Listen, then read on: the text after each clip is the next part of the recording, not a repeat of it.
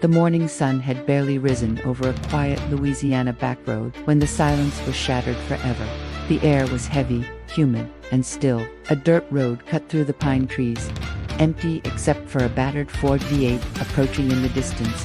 Inside the car, a man and a woman, both young, both weary, carried the weight of 2 years on the run. Bonnie Parker nibbled at a sandwich. Clyde Barrow drove in his socks, one hand steady on the wheel, the other resting casually near a weapon. But unseen to them, 6 lawmen crouched in the bushes, rifles trained, fingers tightening on their triggers. Among them was former Texas Ranger Frank Hamer, a man who had spent months studying their every move, every family visit, every stolen mile. He knew this road, he knew this moment, and he knew it was the end. Suddenly, ahead on the roadside, an old man appeared to be fixing a flat tire. Clyde slowed the car, a fatal hesitation. In the next heartbeat, the stillness of the Louisiana morning exploded into chaos. Gunfire, deafening, relentless, over 130 rounds tore through the Ford, the windshield shattered, metal shrieked, glass and blood filled the air. In seconds it was over. When the dust settled, Bonnie Parker and Clyde Barrow, the most infamous outlaw couple in American history, were slumped lifeless in their car. Their crime spree was over. Their legend was just beginning. But how did a small-town waitress and a petty thief become the most wanted criminals in America? To understand the end, we must return to the beginning, to the slums of West Dallas, to a time of dust and desperation, when America's most romanticized outlaws first crossed paths. West Dallas in the 1920s and 1930s was no place for dreams.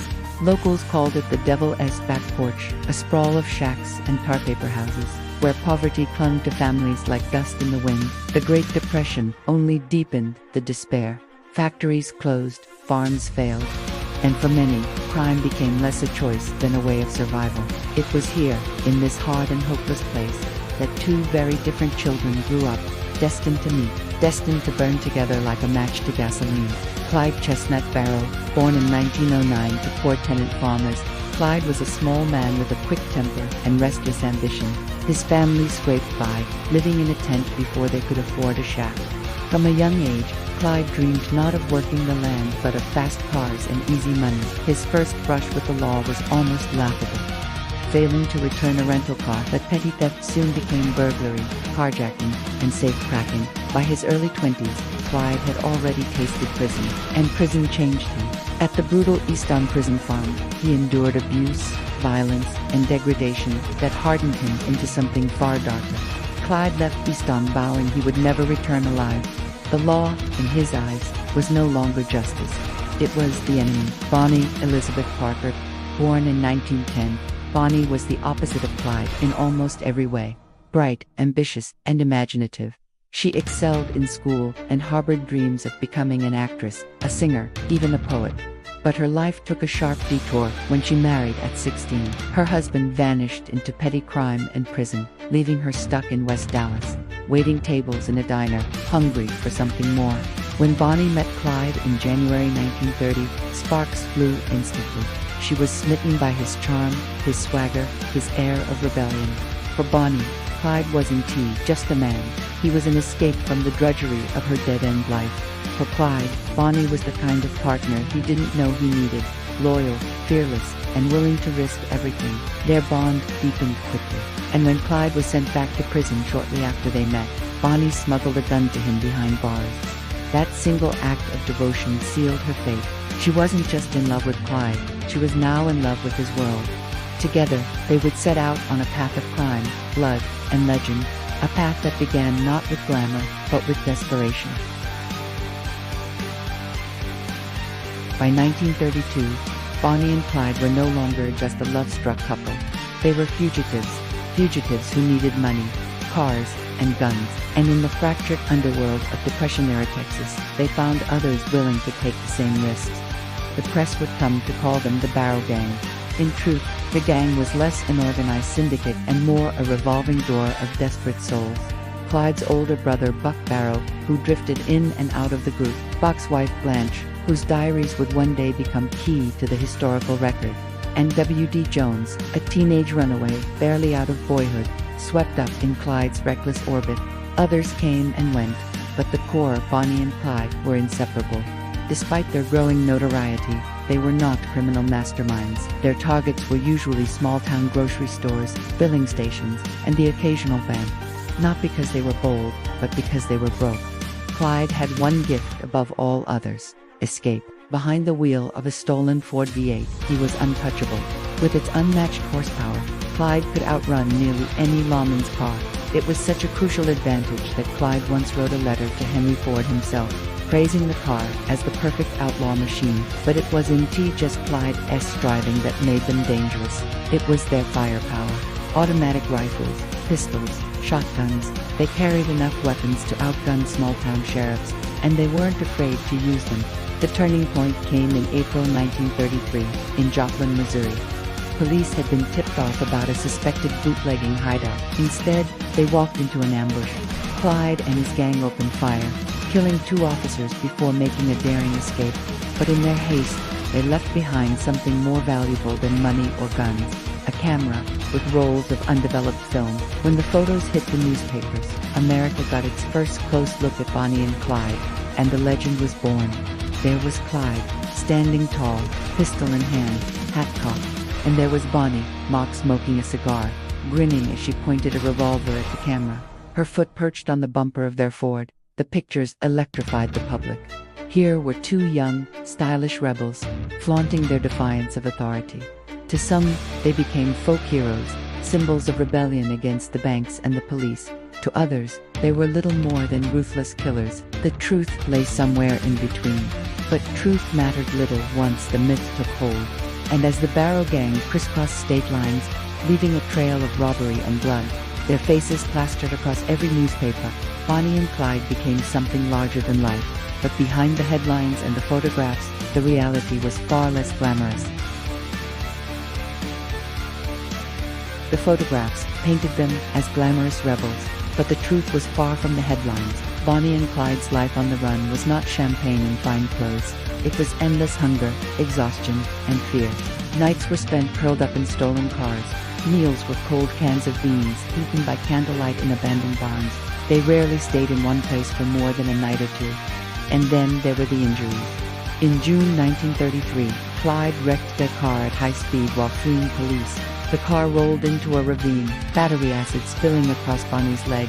She suffered third-degree burns so severe that her leg never healed properly. For the rest of her life, she limped or had to be carried. Yet Bonnie never left his side. She scribbled poems in her notebook, romanticizing their flight from the law, turning their suffering into verse. To her, they weren't fugitives. They were tragic lovers destined for a violent end. The gang was fracturing.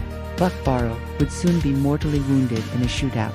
Blanche, blinded by shattered glass, would be captured.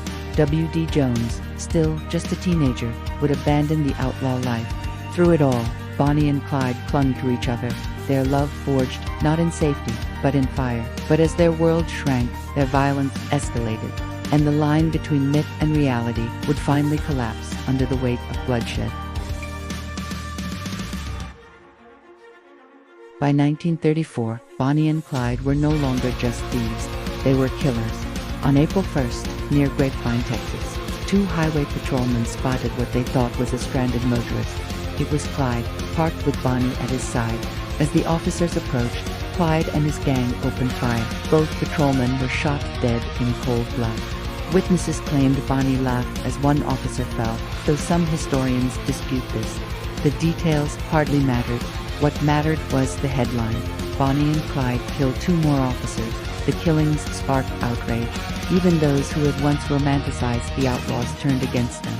They were no longer seen as rebels. They were predators.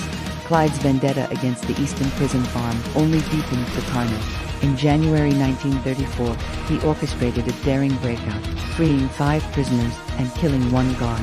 To law enforcement, it was the final straw. The public demanded justice. The police demanded blood, and the state of Texas called in one of its most feared lawmen, retired Texas Ranger Frank Hamer.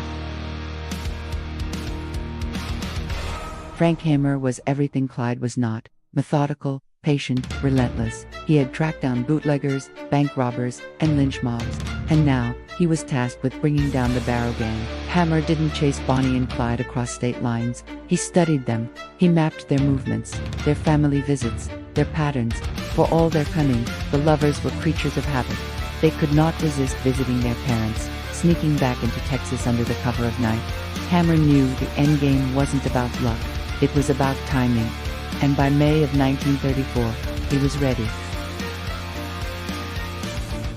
The trap was set with the help of betrayal. Henry Methvin, one of Clyde's new accomplices, had a father who struck a secret deal with Hammer. If his son was spared prison time, the family would help lure Bonnie and Clyde into an ambush. The bait was simple. Methvin's father would pretend to be stranded on a rural Louisiana road. Clyde's sense of loyalty, his compulsion to protect his gang, would do the rest. And so, in the early hours of May 23, 1934, Hammer and 5 other lawmen concealed themselves in the brush near Gippsland, Louisiana, rifles at the ready. They waited and waited, until, at last, the roar of a Ford V8 broke the silence. Bonnie and Clyde were driving straight into death. The ambush lasted less than 20 seconds. As Clyde slowed the car, perhaps to help Methvin's stranded father, the bushes erupted with gunfire. The lawmen opened up with Browning automatic rifles, shotguns, and pistols. Over 130 rounds were fired. Clyde was killed instantly, a bullet tearing through his skull. Bonnie screamed, trapped in a storm of lead. When the shooting finally stopped, the car was shredded, the windshield spider-webbed with bullet holes. Inside, Bonnie and Clyde were slumped together. The lovers who had vowed never to be taken alive had gotten their wish. Word spread fast. Within hours, hundreds of onlookers swarmed the scene. Some tried to cut locks of Bonnie's hair. Others dipped handkerchiefs in their blood as macabre souvenirs. The myth had ended.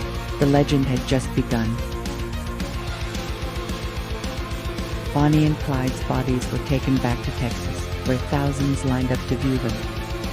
Despite Bonnie's wish to be buried beside Clyde, their families refused. They were interred separately, a final denial of their bond. The Ford V8 they died in became a traveling sideshow attraction, riddled with bullet holes, a grim relic of their notoriety. In the press, the myth continued. Hollywood films, dime store novels, and ballads transformed the killers into tragic anti-heroes. They were painted as star-crossed lovers who defied a cruel world. But the reality, buried beneath the romance, was darker. They had killed at least 13 people. They had left families grieving, officers widowed, children without parents. The legend of Bonnie and Clyde may have been about rebellion, but the truth was about blood.